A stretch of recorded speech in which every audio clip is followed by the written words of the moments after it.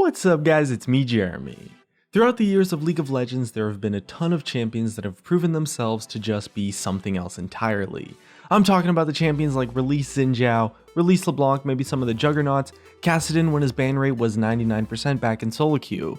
These mammoth characters dominated their time and earned their place in the history books, but there's one that stands the true test of time as the most overpowered, the most insanely broken, the most unbelievable champion to ever exist in the history of League of Legends, and that champion is of course Beta Twisted Fate.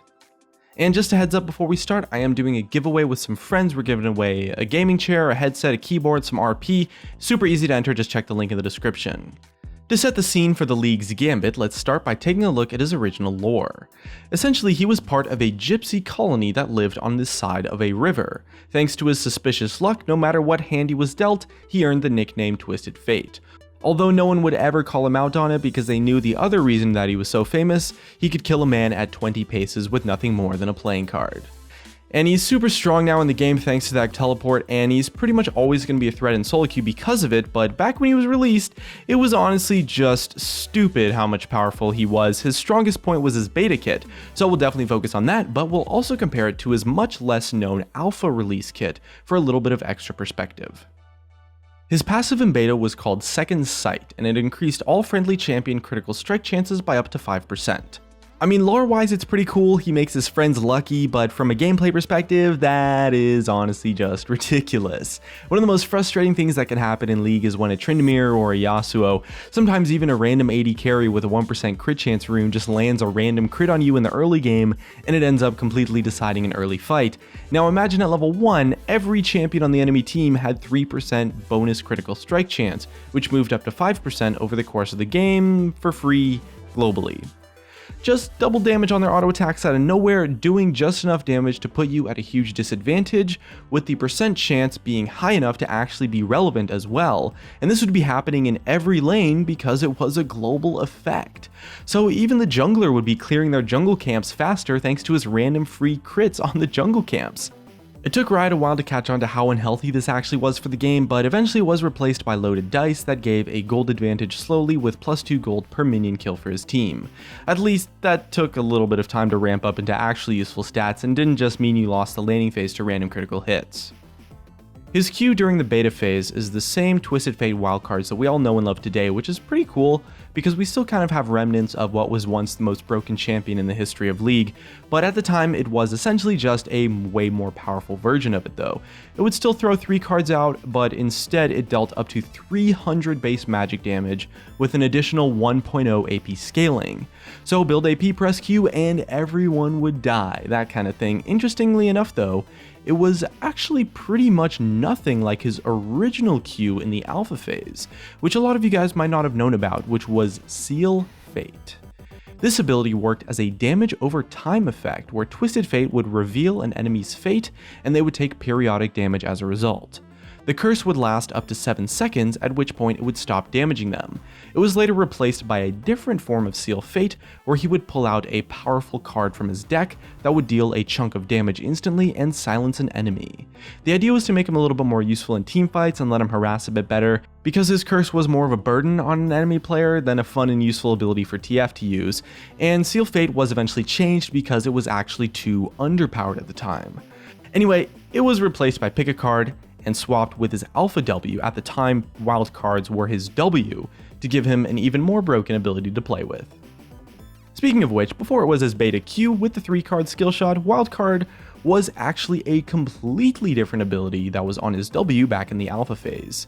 Essentially, it just enhanced his auto attacks with random bonus magic damage, up to 100 bonus damage at max rank.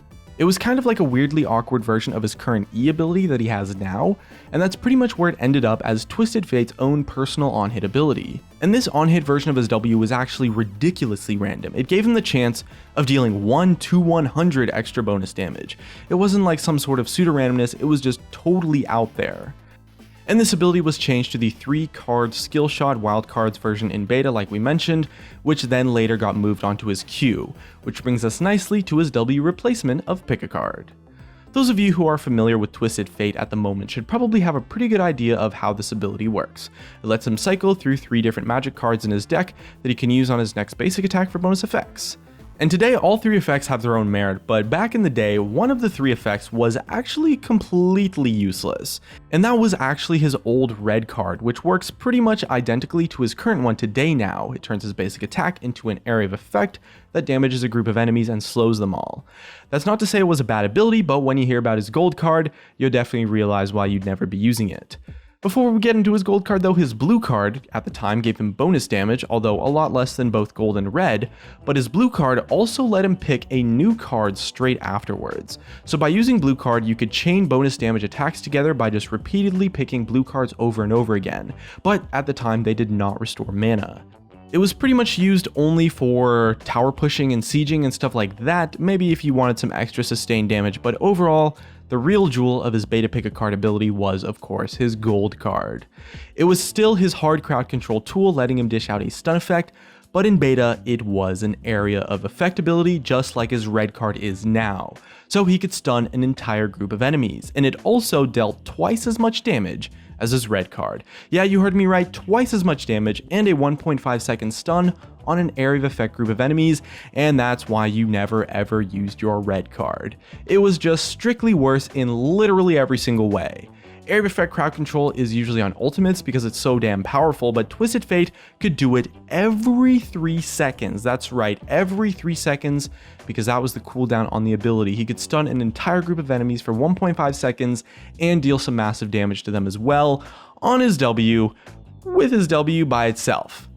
Also, did I mention that it increased his auto attack range by 200, so he could actually do it from far away at a very high range, and because it was an enhanced auto attack effect, it couldn't miss because it wasn't actually a skill shot. And maybe I shouldn't have mentioned that. I might be giving some of you guys traumatic flashbacks if you played during beta.